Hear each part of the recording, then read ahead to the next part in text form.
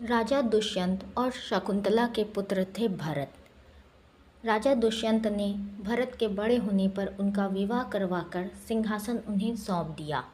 भरत के 9 पुत्र हुए और जब भरत वृद्ध होने पर सिंहासन के उत्तराधिकारी के लिए चिंतित थे, तो उनकी परंपरा के अनुसार सिंहासन पर सबसे ज्येष्ठ पुत्र को बिठाया जाता है। परंतु यही उनकी चिंता का कारण था। भरत ने अपने सभी पुत्रों और मंत्रियों से इस बारे में बातचीत की, परंतु उनको यह एहसास हुआ कि उनका कोई भी पुत्र राज करने के लिए उपयुक्त नहीं है। अब राजा भरत ने सोचा कि जब कोई विकल्प नहीं है, तब ज्येष्ठ पुत्र को सिंहासन पर बिठाना उचित होगा। अब राजा भरत अपने अतीत को याद करने लगी कि कैसे उनके माता पिता ने गर्व से उन्हें सिंहासन सौंपा था और अपने गुरुओं के उपदेश को याद रखा था।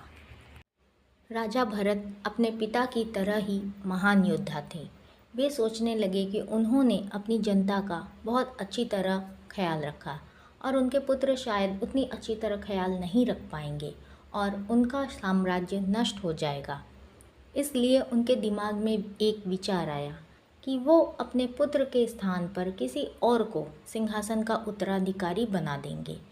अब भरत के विचार में एक युवा नौजवान का दृश्य आया जो बहुत ही शक्तिशाली और बहादुर था और साम्राज्य को उनकी तरह संभाल सकता था।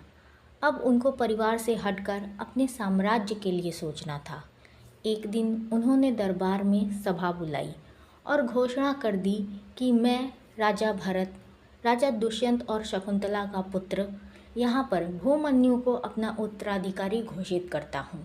उनके इस फैसले को सुनकर दरबार के